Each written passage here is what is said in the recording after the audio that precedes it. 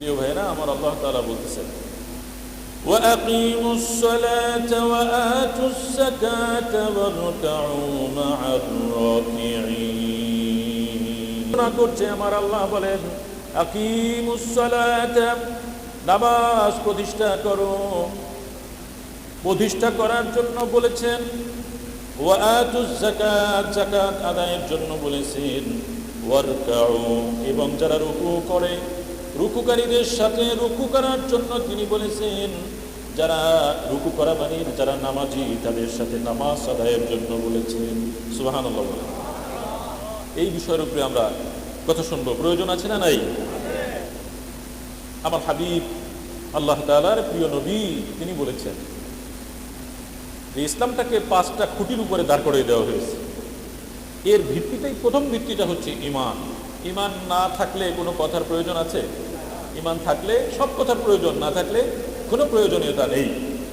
আর যখনই ঈমান থাকবে তখন অন্য সব আমলের প্রয়োজনীয়তা দেখা দিয়েছে। এই অন্য সব আমলের প্রথম অবস্থানটা হচ্ছে আস-সালাত। আওয়াজ করে বলুন কি? আরো জোরে বলুন আওয়াজ করে কি? এটাকে আমরা নামাজ বলি। নামাজ শব্দটা আরবিও না বাংলাও না, নামাজ একটি ফার্সি শব্দ। আমাদের এই জনপদে নামাজ হিসাবে আমরা এটাকে চিনি, কিন্তু কোরআনের ভাষায় এটা নামাজ নয়। কোরআনের ভাষায় এটা হচ্ছে সালাত। কি নাম? সালাত। আমরা জানি পবিত্র কোরআনে 82 বার এই শব্দ উল্লেখ হয়েছে, এবং প্রত্যেকবার না হলেও প্রায় অধিকাংশ বারই বহু বচন করে শব্দটা ব্যবহার হয়েছে। আকিমু, তোমরা প্রতিষ্ঠা করো, সবাই মিলে, একা না, একা দুই এক জায়গায় আছে, কিন্তু বেশি সংখ্যক ব্যবহার হয়েছে কি সবাই মিলে। তার মানে এটা একটি সম্মিলিত ইবাদত। নামাজ একা একা পড়লে চলবে না। এটার আরবি ভার্সন হচ্ছে সলাত। সলাত শব্দের অর্থ আছে ভিন্ন ভিন্ন, এটাও আমাদের জানা দরকার। কারণ আমরা প্রথমে যে আয়াতগুলো তেলাওয়াত করি এর মধ্যে একটি আয়াত হচ্ছে যে ইউসাল্লুনা আলান নবী, আল্লাহ নিজে নবীর উপরে সলাত পেশ করেন। সুবহানাল্লাহ। তাহলে আমরা যে নামাজ পড়ি এরকম ভিন্ন অর্থ নিশ্চয়ই আছে। আরবি ভাষার একটি শব্দের 400 অর্থ আছে। আরবি খুব রিচ একটি ল্যাঙ্গুয়েজ, অনেক অর্থ এটার মধ্যে পাওয়া যায়। এই জন্য কেউ বাংলা কোরআন পড়েই, বাংলা হাদিস পড়েই ইসলামের বিষয় নিয়ে ফতোয়া দিলে সেটা ভুল হয়ে যায়। কোনটা কোন অর্থে ব্যবহার হয় এটা জানার জন্য জীবনটাকে কোরবানি করে দিতে হয়, করতে হয়। হুটহাট করে দিয়ে একটা শব্দ জেনে কোরআনের ব্যাখ্যা বিশ্লেষণ তাফসীর করলে সেটা ভুল হয়ে যায়। প্রিয় ভাইয়েরা, আস-সালাত এটা যদি আমার আল্লাহর সাথে ব্যবহার করা হয়, এটার কর্তা যদি আল্লাহ হন, তাহলে এর অর্থ হয় দয়া করা, রহমত করা। ইউসাল্লুনা আলান নবী, এই কথার অর্থ হলো আমার আল্লাহ অলওয়েজ 24 আওয়ার্স আমার নবীর উপরে রহমত বর্ষণ করেন। সুবহানাল্লাহ।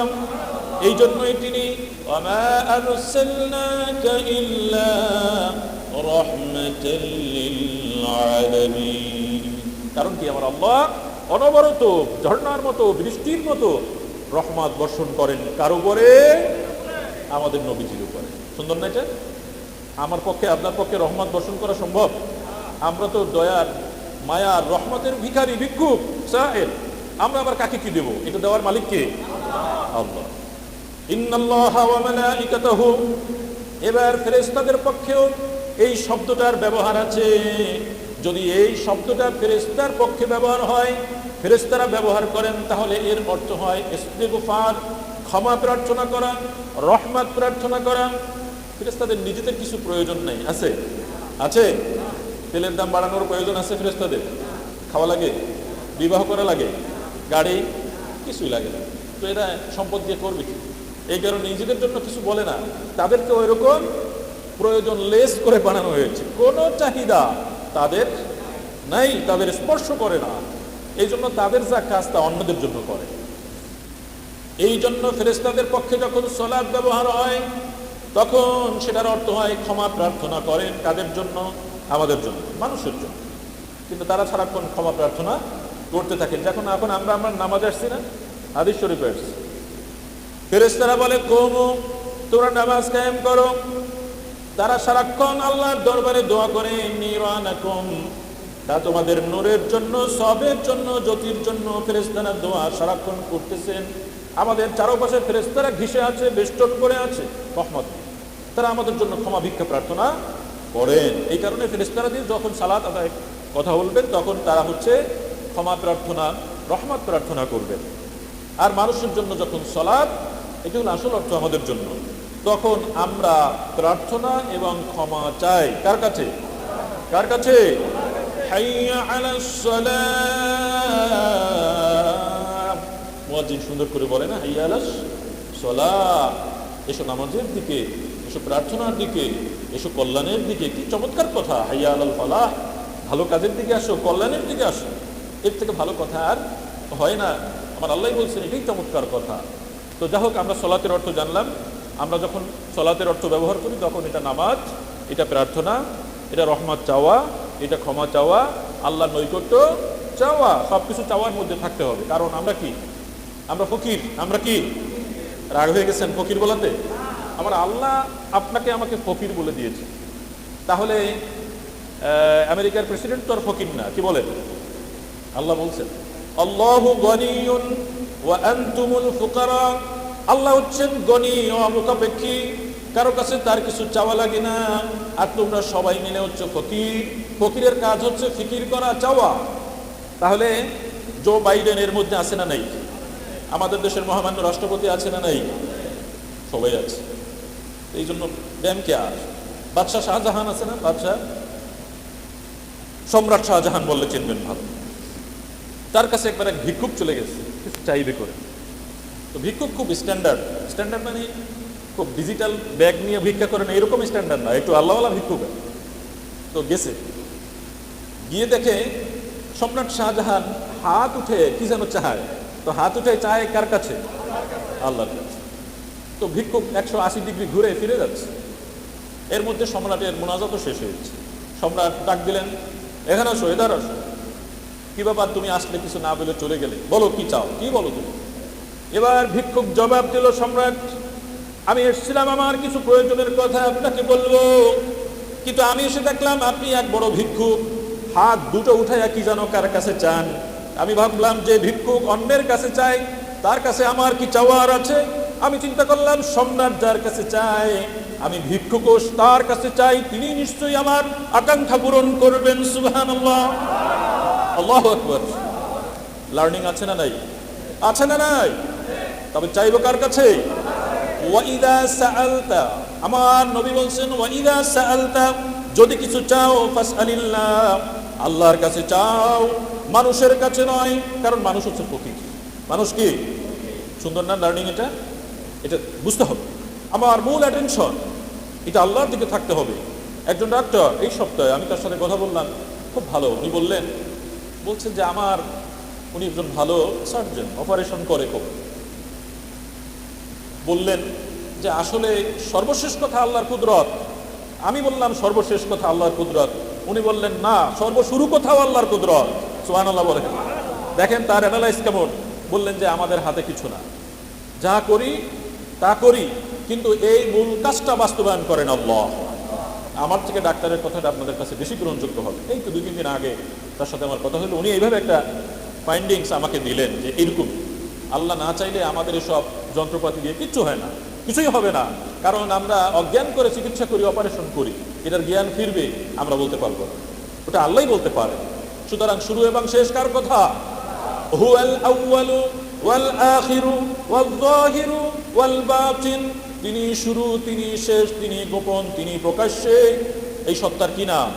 আল্লাহ। শুরু এবং শেষ কে? শুরুতেও তিনি আর শেষ নেই তিনি। প্রিয় ভাইয়েরা, তো বলেছিলাম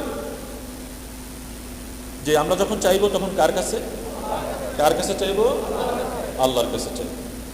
এই নামাজের মাধ্যমে তিনি চাওয়ার জন্য আমাদেরকে বলেছেন। তো আমরা প্রার্থনা করি আল্লাহর কাছে, এটাই সূরা ফাতিহা। প্রত্যেক নামাজে আমরা প্রতি রাকাতে সূরা ফাতিহা পড়ি। সূরা ফাতিহা একটি সুন্দর মুনাজাত, এটার একটি নাম দোয়া, সুন্দর একটি দোয়া। এটা আমরা সেই দিকে যাব। এই নামাজ আল্লাহ তাআলা আমাদেরকে ফরজ করেছেন। অন্য সব ইবাদত আল্লাহ তাআলা ফেরেশতা জিবরিল আমিনের মাধ্যমে আমাদের কাছে পাঠিয়েছেন, কিন্তু নামাজ ফেরেশতাকে ভায়া করা হয় নাই। আমার আল্লাহ তার প্রিয় হাবিবকে সরাসরি দান করেছেন। আওয়াজ করে বলুন সুবহানাল্লাহ। আর এই নামাজ কোনো নতুন বিষয় নয়। এই নামাজ অনেক পুরাতন বিষয়, ধারাবাহিক বিষয়। সুনানুল হুদা, হেদায়েতের একটি ধারাবাহিকতা আছে। প্রিয় ভাইরা খেয়াল করে শুনুন, আল্লাহ তাআলা আদম নবীকে সৃষ্টি করলেন, ওই নামাজের ইতিহাস সেখানে আছে, তার আগেও আছে। আল্লাহ তাআলা বললেন, ওয়া ইদ কুলনা লিল মালাইকাতি ইসজুদু লিআদামা ফাসাজাদু ইল্লা ইবলিস। তিনি যখন ফেরেশতাদের বললেন উসজুদু, সিজদা করো, সিজদা করো, এই সিজদা শব্দটা সেখানেও ছিল, জান্নাতে ছিল। ফাসাজাদু, সবাই মিলে সিজদা করলো, ইল্লা ইবলিস, ইবলিস শুধু সিজদা করে নাই। সুতরাং জান্নাতে এই সিজদার আওয়াজ আছে না নাই? আছে না নাই? আচ্ছা, সেখানেই ছিল। তারপর প্রত্যেক নবীর আমলেই সালাত ছিল, কোরআন তা সাক্ষ্য দেয়। যেমন ইব্রাহিম আলাইহিস সালাম, তার কাছে সালাত ছিল না কি ছিল না? কেমনে বুঝবেন? এটা বোঝার উপায় আছে, কোরআনেও আছে, বাস্তবেও আছে। নবী ইব্রাহিম দোয়া করেছিলেন, রব্বি জাআলনি মুকিমাস ওয়া মিন যুররিয়াতি। তিনি দোয়া করলেন, প্রভু আমার মালিক, আমাকে আপনি নামাজ প্রতিষ্ঠাকারী বানিয়ে দেন, নামাজ প্রতিষ্ঠাকারী বানিয়ে দেন। কি সুন্দর দোয়া। আর ওয়া মিন যুররিয়াতি, আমাদের কথাও তিনি ভুললেন না। তিনি দোয়া করলেন, প্রভু আমার সন্তানদেরকেও আপনি নামাজ কায়েমকারী, প্রতিষ্ঠাকারী বানায় দেন। সুবহানাল্লাহ। আপনার আমার দোয়া করার প্রয়োজন আছে না নাই? রব্বানা, তিনি দোয়া করলেন, ওয়া তাকাব্বাল দুআ, আপনি আমার দোয়া কবুল করুন, দোয়া কবুল করে নেন। তিনি দোয়া করলেন, আমাকে আর আমার সন্তানদেরকে আপনি নামাজ কায়েমকারী বানায় দেন। এটা হচ্ছে কোরআনের একটি আয়াত। আরেকটি আয়াত আছে, আপনারা আবার দেখতে পারবেন এটা। সেটা বাইতুল্লাহর সামনে সোনালী রঙের আটকানো মাকাম ইব্রাহিম আছে না নাই? আছে, দেখছেন? ছবিতে দেখছেন? এই যে পিতল দিয়ে সুন্দর আটকানো না উপরে, এটার মধ্যে মাকাম ইব্রাহিম, নবী ইব্রাহিমের একখানা পায়ের ছাপ আছে। তবে উপর থেকে যেটা দেখা যায় এটা না, এটা আটকানো আছে, এটা অনেক নিচে।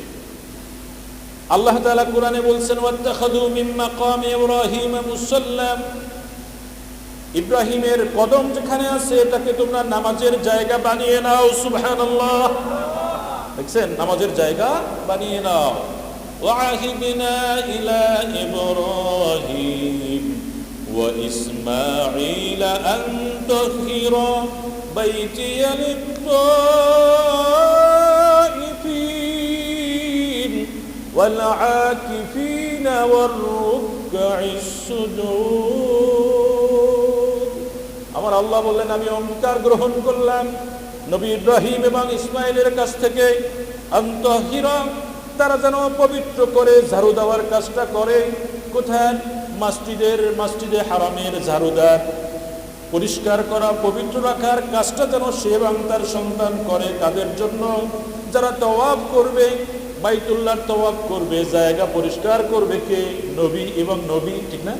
নবী এবং তার সন্তান। ওয়াল আকিফিন, যারা ইতিকাফ করবে তাদের জন্য। ওয়ার রুকআইস সুজুদ, আর যারা রুকু করবে, সিজদা করবে তাদের জন্য। প্রিয় ভাইরা, এই জন্য মসজিদের খাদেম, মসজিদের খেদমত করা আমাদের প্রয়োজন আছে না নাই? আছে না নাই? নাকি মসজিদের খাদেমরাই সব করবে? মসজিদের খাদেমদেরকে অবহেলা করবেন? খবরদার, সাবধান, এই কাজটা করবেন না। আমাদের দেশে তো এটা করে। মানুষ মনে করে খাদেম আমার থেকে অনেক ভালো, সারাদিন মসজিদে থাকে, মসজিদের ধুলাবালি পরিষ্কার করে, ওটা আমার পিতার কাজ। পিতা ইব্রাহিম করেছেন এই কাজটা, আল্লাহ তাকে ডিউটি দিয়েছেন যে তোমার কাজ এটা, মসজিদ আবাদ করো। কাজে নামাজ প্রতিষ্ঠা করা এটা আমার পৈতৃক সূত্রে প্রাপ্ত একটি ইমানি কর্তব্য। সেক্ষেত্রে আমি সরাসরি যদি সময় দিতে নাও পারি, তাহলে আমার পকেটের কিছু পয়সা যদি আমি ইনভেস্ট করি, তো আমার পক্ষে এক ভাই মসজিদের খেদমত করবেন। ঠিক কি ঠিক না? মসজিদের খাদেমদের ইনসাল্ট করবেন না তো? আর করবেন না তো? চিন্তা করবেন, লেখাপড়া কম জানে মনে হয়।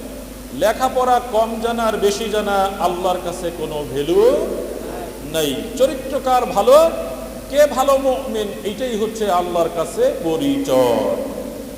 তো আমি সরাসরি যদি না পারি, আমার অর্থ দিয়ে পারবো না আমি। এই মসজিদ পরিষ্কার পরিচ্ছন্ন থাকে, এখানে আপনাদের কিন্তু অবদান আছে। কারণ কি? আপনাদের পকেটের পয়সা আপনারা এখানে দান করেন, একজনে কম একজনে বেশি, কিন্তু মোর আর লেস সবাই মিলেই তো দান করি আমরা, এটা করব। রাজি আছি সবাই? শুধু এইখানে না, অন্য জায়গায়ও, সব জায়গায় যেই মসজিদ যেখানে আছে মনে করবেন পিতার কথা, যে পিতারে আল্লাহ দায়িত্ব দিয়েছে, আমি তার সন্তান, ইব্রাহিম নবীর সন্তান, মানতে কারো আপত্তি নেই তো? যদি আপত্তি থাকে সে কিন্তু আর মুসলমান নেই। সুতরাং এই কাজটা আমরা করব। এবার আসেন হযরত জাকারিয়া আলাইহিস সালাম, তার সময় নামাজ ছিল। ফানাদাতুহুল মালাইকাতু ওয়া হুয়া কাইমুন ইউসাল্লি ফিল মিহরাব, মসজিদে আকসার মধ্যে তিনি নামাজ আদায় করছিলেন। ফেরেশতা ডেকে বললেন, আপনার জন্য সুসংবাদ আছে। তিনি তখন নামাজ আদায় করতেছিলেন। কি সুসংবাদ?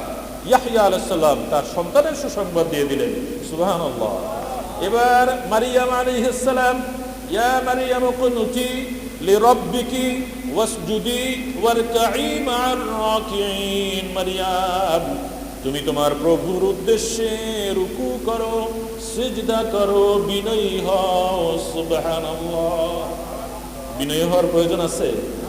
নামাজে বিনয়ী হতে হয় না? বিনয়ী হতে হবে। তাহলে আমরা জানলাম মুসা আলাইহিস সালাম নামাজ পড়েছেন। কি নামাজ? আকিমিস সালাতা লিযিকরি, আমার জিকিরের জন্য, আমার স্মরণের জন্য নামাজ কায়েম করো। মুসা আলাইহিস সালামকে আল্লাহ বলেছেন। তার মানে সব নবী নামাজ কায়েম করেছেন, পড়েছেন। কিছুটা ভিন্নতা থাকলেও জিনিস এক, রুকু করেছেন সবাই, সিজদাও করেছেন সবাই।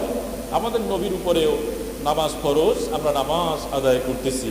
নামাজ আদায় করার মাধ্যমে আল্লাহর কাছে আমরা ক্ষমা চাই, সাহায্য চাই। ওয়াস্তাঈনু বিস-সাবরি ওয়াস-সালাহ, আমার আল্লাহ বলছেন ওয়াস্তাঈনু, সাহায্য চাও, বিস-সাবরি ওয়াস-সালাহ, নামাজ এবং ধৈর্যের মাধ্যমে আল্লাহর কাছে সাহায্য প্রার্থনা করো। নামাজি হওয়ার জন্য ধৈর্যশীল হওয়া লাগে কি লাগে না? নামাজি হওয়ার জন্য ধৈর্যশীল হতে হয়। যার ধৈর্য নাই সে নামাজ আদায় করতে পারে না। তো আমরা নামাজ সকল নবী রাসূল যেহেতু আদায় করেছেন, আমরাও করব কি করব না? আওয়াজ করে বলুন, নামাজ আদায় করব। নিজে একা একা না সবাইকে নিয়ে? সবাইকে নিয়ে। তাহলে নামাজের গুরুত্ব আছে না? আচ্ছা, নামাজের গুরুত্ব শুধু নামাজেই নয়, জামাতের সাথে নামাজ আদায় করতে হবে। কিসের সাথে? জামাতের সাথে নামাজ আদায় করতে হবে ইনশাআল্লাহ। বলুন আওয়াজ করে। আমরা একটু দরুদ ও সালাম পেশ করে নেই। সাল্লাল্লাহু আলা মুহাম্মাদ সাল্লাল্লাহু আলাইহি ওয়াসাল্লাম, সাল্লাল্লাহু আলা মুহাম্মাদ সাল্লাল্লাহু আলাইহি।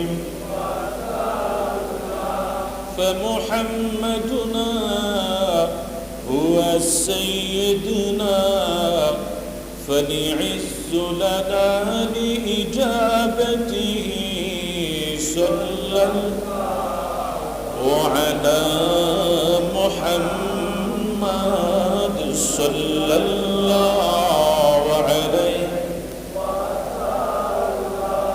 صلى الله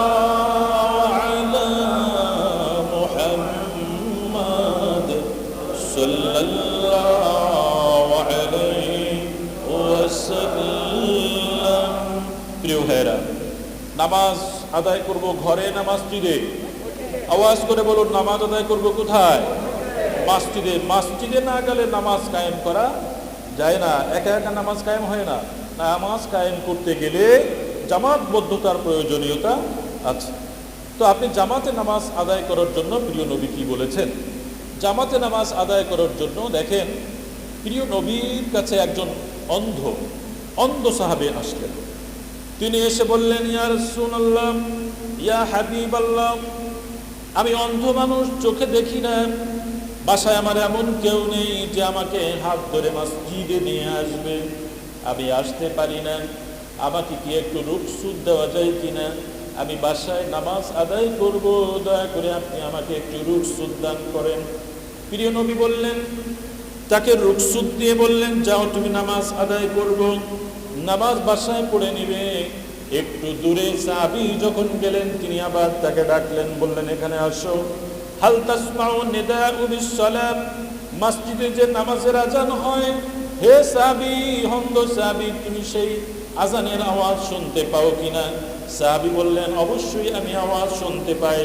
নবী বললেন বাসায় নামাজ পড়তে পারবে না, অবশ্যই তোমাকে মসজিদে এসে নামাজ আদায় করতে হবে। আল্লাহু আকবার।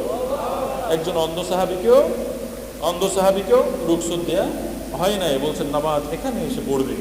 প্রিয় ভাইয়েরা, আল্লাহর নবী বানি সালামা গোত্র থেকে লোকজন আসলো, এসে রাসূলকে জানালেন। রাসূল খবর পেয়ে গেলেন এই গোত্রের লোকেরা মসজিদ থেকে একটু বাড়ি সরায় কাছে নিয়ে আসবে, মানে সেই গোত্রের বাড়িঘর ছিল মসজিদ থেকে একটু দূরে। নবীর কাছে যখন বলা হলো, খবর গেল যে তারা বাড়িঘর মসজিদের কাছে নিয়ে আসতেছে। নবীজি তাদেরকে ডাকলেন, ডেকে বললেন তোমরা নাকি এরকম মসজিদের কাছে নিয়ে আসতেছো? বললেন হ্যাঁ।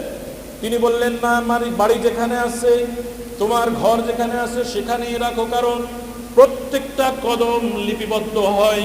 তুমি দূর থেকে যে নামাজ আদায় করতে মসজিদে আসো, কদমে কদমে তিনি আমার আল্লাহ সওয়াব লিখে দেন। সুবহানাল্লাহ। তো যাদের বাসা দূরে তারা বেশি সওয়াবের অধিকারী হবেন। বৃষ্টি নামলে, রোদ হলে, ঝামেলা হলে, অন্ধকার হলে, এর প্রত্যেকটার বিষয় নবী বলেছেন। নবী বলছেন বাশশিরিল মাশশাঈনা ফি যুলামি ইলাল মসজিদ।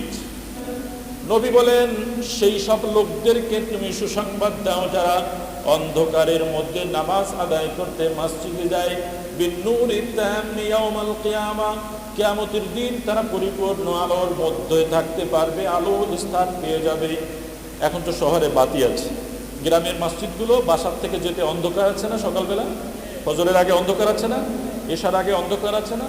নবী বলছেন সে অন্ধকার ঠেলে যারা মসজিদে যাবে, বৃষ্টি কাদা পার হয়ে যারা মসজিদে যাবে, কিয়ামতের দিন ঘুটঘুটে ঘোর অন্ধকারের মাঝে তাদেরকে পরিপূর্ণ নূরের সুসংবাদ দিয়ে দাও। সুবহানাল্লাহ বলেন। নূর মুনাওয়ার হয়ে যাবে, কোরআন তাই বলছে। আল্লাহ বলেন ইয়াউমা তারাল মুমিনিনা ওয়াল মুমিনাতি ইয়াসআ নূরুহুম বাইনা আইদিহিম ওয়া বিআইমানিহিম বুশরাকুমুল ইয়াওমা জান্নাতিন তাজরি মিন তাহতিহাল আনহার। আল্লাহ বলেন নবী আপনি দেখতে পারবেন কিয়ামতের দিন যারা মুমিন নারী এবং মুমিন নর, বাদ দেওয়া হয় না কাউকে, মুমিন নারী মুমিন নর, আপনি তাদের দেখবেন বাইনা ইয়াদাইহিম সামনে, ইয়াসআ নূরুহুম বাইনা আইদিহিম ওয়া বিআইমানিহিম তাদের সামনে এবং ডান পাশে আলো ছুটাছুটি করতেছে। আল্লাহু আকবার। অন্ধকার থাকবে, এই সময় আলোর ছুটাছুটি দেখে নর নারীরা জান্নাতে চলে যাবে যারা নামাজ আদায়কারী। এই সময় কাফের মুশরিকরাও একটু যাওয়ার চান্স নিতে চাইবে। তাফসীরে আসছে আমরা যেরকম আকাশে বিদ্যুৎ চমকালে পরে একটু আলো দেখা যায় না, অন্ধকারের মধ্যে মানুষ একটু ভয় পেলেও ওখান থেকে পথ চলে, রাস্তা দেখে নেয় যে এরকম। তো কাফের মুশরিকরাও ওই চান্স নেবে মুসলমানদের সাথে, নারী পুরুষ যারা নূর দিয়ে চলে যাবে তাদের সাথে একটু ধরে ভেস্তে যাওয়ার চেষ্টা করবে, কিন্তু পারবে, ধরে বসবে ফেরেশতারা। তো এই নূর প্রয়োজন আছে না নেই? তো নূর প্রয়োজন থাকলে বাসায় শুয়ে থাকলে চলবে? প্রিয় ভাইয়েরা, আমাদের মসজিদগুলোয় জুমার দিন যেরকম ভরে গেছে, সব থেকে খারাপ অবস্থা হয় ফজরের নামাজে। ঠিক কি ঠিক না? এই জন্য কবি বলছেন মুসল্লি চেনা যায় ফজরে, আর বন্ধু চেনা যায় সফরে। বন্ধু চেনা যায় সফরে, মুসল্লি চেনা যায়। মুনাফিকদের নামাজ, প্রিয় নবী বলছেন যে মুনাফিকদের নামাজ আর মুসলমানদের নামাজের মধ্যে পার্থক্য হচ্ছে মুনাফিকরা এশা এবং ফজরের নামাজে মসজিদে উপস্থিত হয় না। কারণ তাফসীর মুহাদ্দিস মুশারিদগণ যারা তারা বলছেন যে সকালের আবহাওয়াটা থাকে খুব সুন্দর, পুত পবিত্র, পরিচ্ছন্ন, ফুরফুরে মেজাজ। এই সময় মুনাফিকদের নিঃশ্বাস, শ্বাস নিঃশ্বাস জমিনে থাকে না, তা থাকে ঘরে। আলো বাতাস যা মুমিন মুসল্লিদের আলো বাতাসে ভরে ওঠে, ঠিক না? সকালে যারা নামাজে আসে মসজিদে অনেক ভালো লাগে, কি লাগে না? ভালো লাগে। সুতরাং মুনাফিকরা ফজরে আসবে না। ইহুদিদের গবেষণা, তারা বলছে মুসলমানদের নিয়ে দুশ্চিন্তার কোনো কারণ নাই, কারণ যতদিন পর্যন্ত ফজরের নামাজে মসজিদ খালি থাকবে ততদিন পর্যন্ত বুঝবে মুসলমানরা ঘুমিয়ে আছে, এদের নিয়ে ভয় পাওয়ার কোনো কারবার নেই, কারণ এরা কোনোদিনই নেতৃত্বের আসন গ্রহণ করতে পারবে না। যেদিন বুঝবে ফজরের নামাজ জুমার নামাজের মতো সমান সমান হয়ে গেছে, সেই দিন মুসলমানদেরকে ভয় পাওয়া শুরু করবে, এর আগে নয়। মুসলমানরা ঘুমিয়ে থাকে, আর এখন তো আরো ঘুমের পালা আছে। কি কারণ?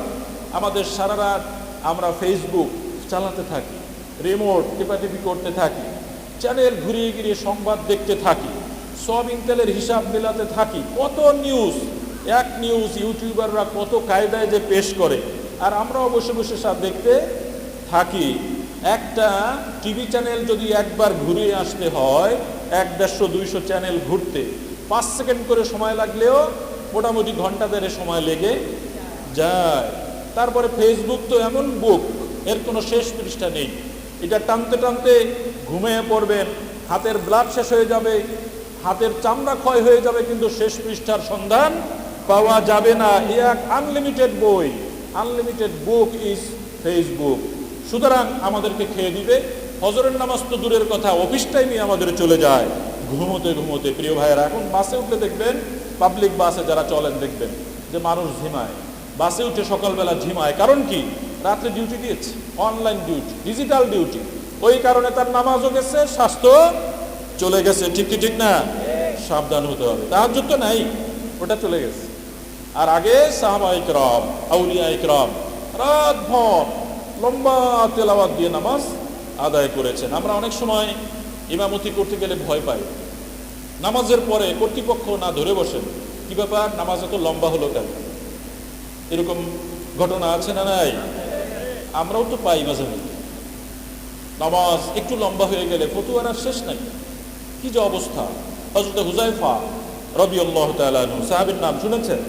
এই নামগুলো রাখবেন।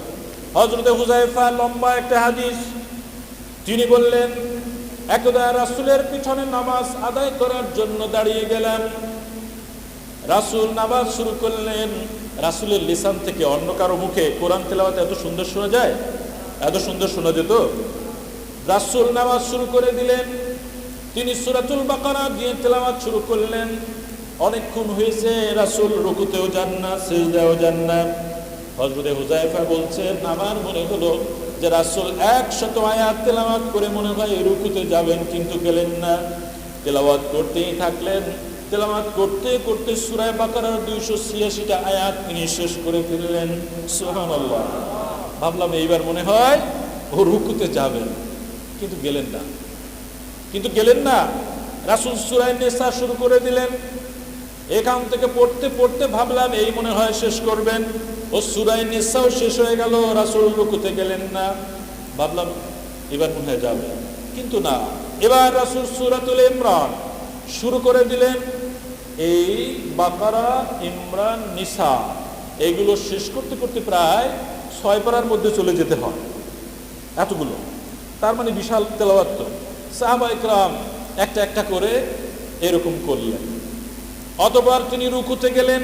রুকুতে গিয়ে থাকলেন অতটুকু সময়, যতটুকু তিনি তেলাওয়াতে ছিলেন অতটুকু রুকুতে গিয়ে থাকলেন। সুবহানাল্লাহ।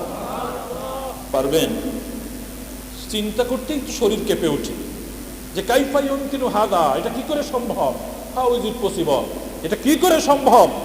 রুকুতে গিয়ে থাকলেন ততটুকু, কিয়ামে ছিলেন যতটুকু।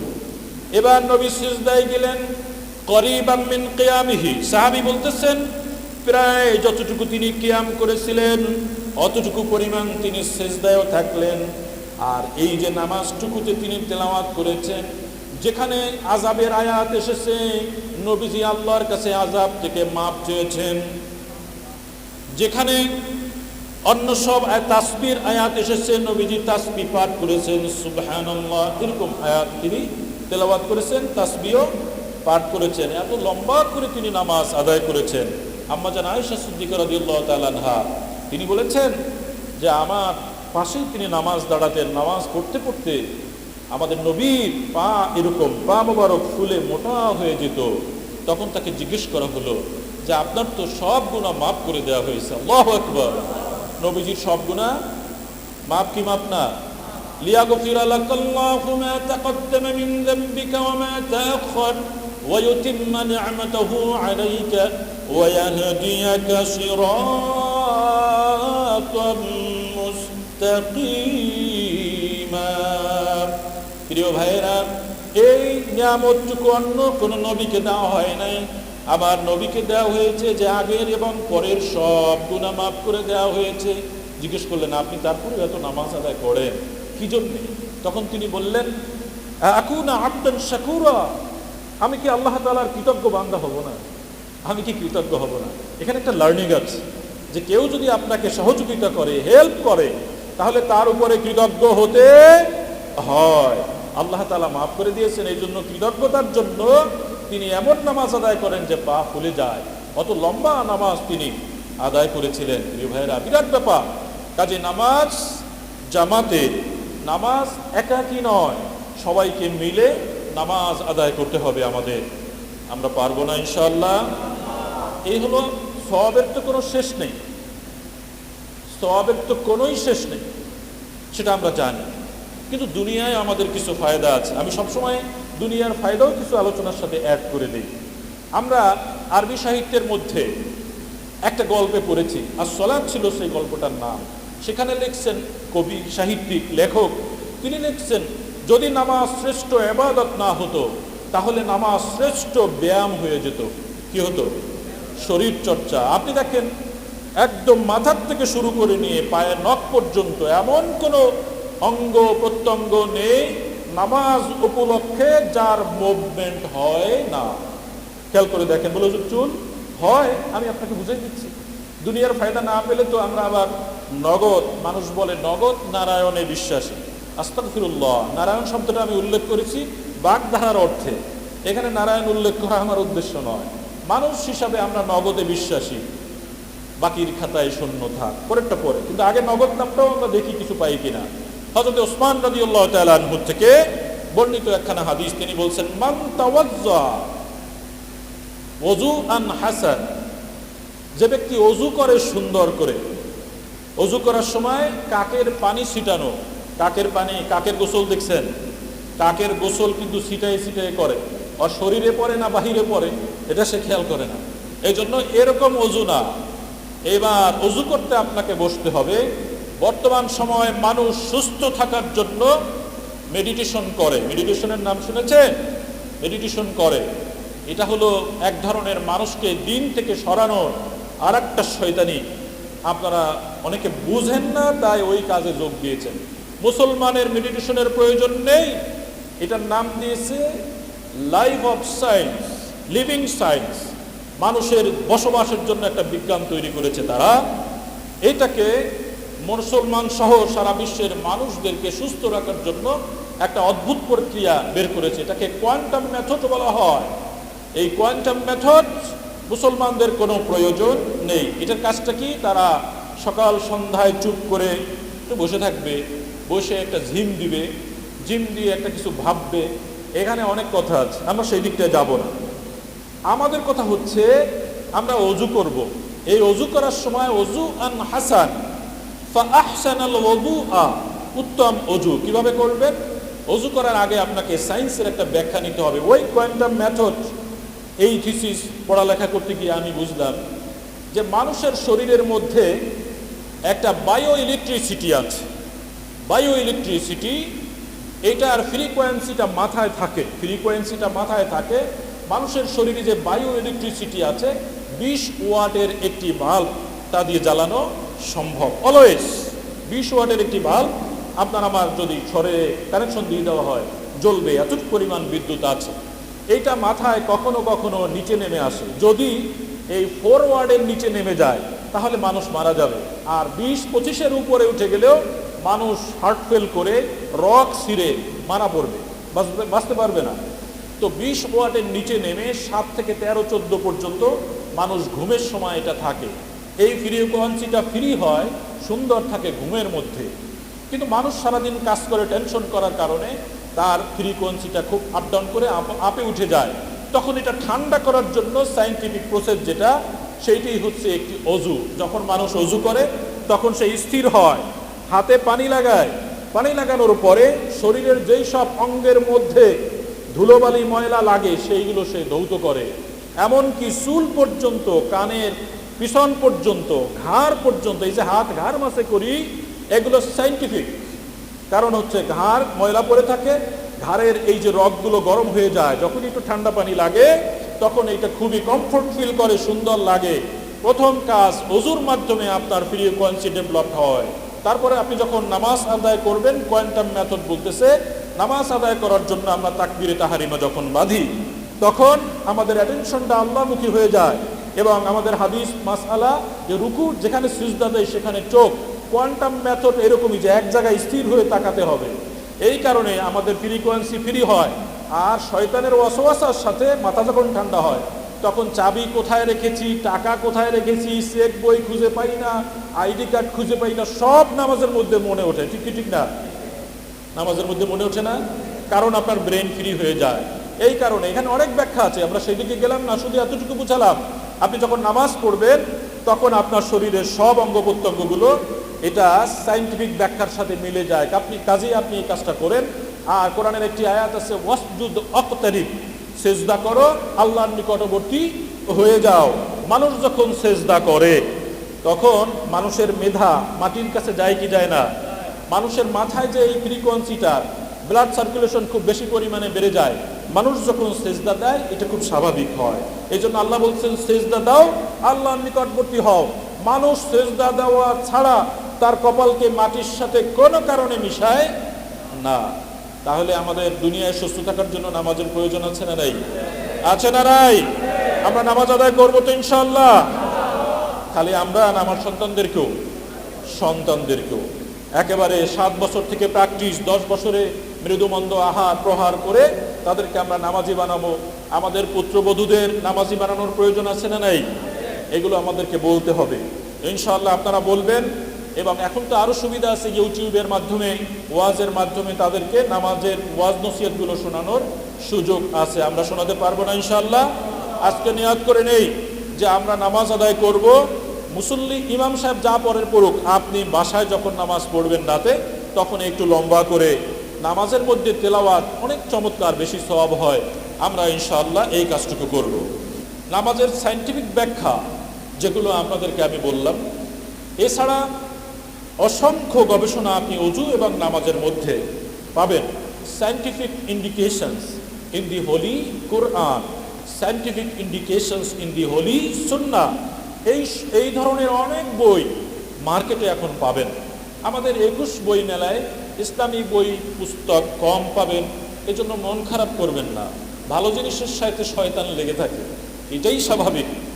মানুষ ইসলামী জ্ঞান বুদ্ধি অর্জন করুক, এটা শয়তান চাইবে না? চাইবে? কি বলেন, চাইবে? শয়তানের চাওয়া আছে একটা। সেই চাওয়াটা কি? সেই চাওয়াটা হচ্ছে, আমরা যখন মদ পান করি, নিশাদৃশ আমরা গ্রহণ করি, তখন শয়তান শত্রুতা এবং বিদ্বেষ সৃষ্টি করে দেয়। ওয়াসুদ্দাকুম আন যিকরিল্লাহ ওয়া আনিস সালাহ। শয়তানের আরেকটি কাজ হলো, সে প্রতিবন্ধকতা সৃষ্টি করে মানুষ যাতে নেক আমল করতে না পারে, আল্লাহর জিকির করতে না পারে, ওয়া আনিস সালাহ, এবং নামাজের কাছে আসতে না পারে। ফাহাল আনতুম মুনতাহুন, তোমরা কি এরপরেও বিরত থাকবে না? এরপরেও কি বিরত থাকবে না? তো এখানে নামাজ থেকে বিরত রাখার জন্য শয়তানের একটি বড় ভূমিকা হচ্ছে মানুষকে নেশাগ্রস্ত করে রাখা।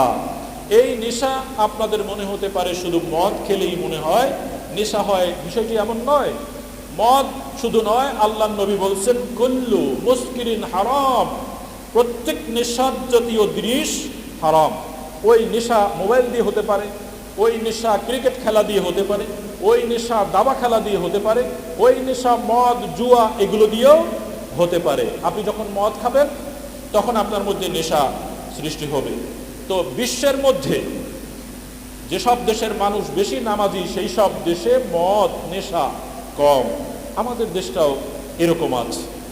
তো শয়তান বেশি বেজার হয় মানুষ যখন সেজদা দেয়, কারণ সেজদা না দেওয়ার কারণেই তো শয়তান হয়েছে। ইন্নাশ শাইতানা লিল ইনসান আদুব্বুম মুবিন, শয়তান হচ্ছে মানুষের প্রকাশ্য দুশমন। এই কারণে আপনাকে নামাজ থেকে ফিরানোর জন্য সে বিভিন্ন নেশায় আপনাকে আচ্ছাদিত করে ফেলবে।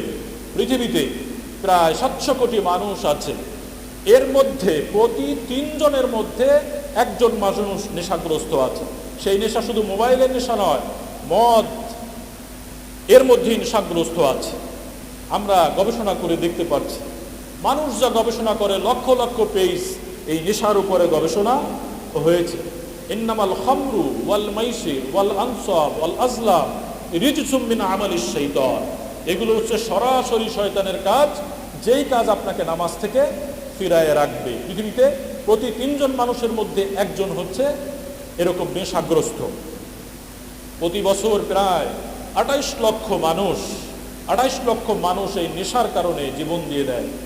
এর মধ্যে সব থেকে ডেনমার্কের মানুষ বেশি পরিমাণে নেশা গ্রহণ করে।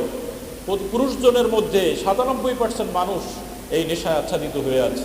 মহিলাদের মধ্যে সেই দেশে 94% মহিলারা নেশাগ্রস্ত হয়ে আছে। পৃথিবীর মধ্যে সব থেকে কম পুরুষ মদ পান করে পাকিস্তানের মানুষ। পৃথিবীর মধ্যে সব থেকে কম নারীরা মদ পান করে আমাদের দেশের নারীরা। বলুন সুবহানাল্লাহ। যদি এই জায়গার থেকে আমরা দূরে সরে যাই, শয়তানের ওয়াসওয়াসায় যদি আমরা পড়ে যাই, তাহলে আমাদের মসজিদের মুসল্লি আরো কমে যাবে, ক্যাসিনো সেন্টার আরো বৃদ্ধি পাবে। সেই কারণে পারিবারিকভাবে আমাদের সচেতন হওয়ার প্রয়োজন আছে না নাই? আছে না নাই? এই কারণে আমরা এই মাস এবং রমজান মাসকে টার্গেট নেই যে কোনো মূল্যে আমরা কোরআনের সাথে সম্পৃক্ত থাকব, যে কোনো মূল্যে আমরা মসজিদের সাথে সম্পৃক্ত থাকব। মসজিদের সাথে সম্পৃক্ত থাকার এই অর্থ এই নয় ইমাম হওয়া, মুয়াজ্জিন হওয়া, কমিটির সভাপতি হওয়া, এটা নয়। মসজিদের সাথে সম্পৃক্ত হওয়া আমাকে নামাজি হওয়া, নামাজ কায়েমে নিজেকে নিবেদন করা, প্রয়োজন হলে অর্থ, প্রয়োজন হলে শ্রম, প্রয়োজন হলে চিন্তা, এইগুলো সব বিনিয়োগ করে আমরা মসজিদের সাথে সম্পর্ক বৃদ্ধি করতে পারি। এবং এই সালাত আমাদের জান্নাতের চাবি।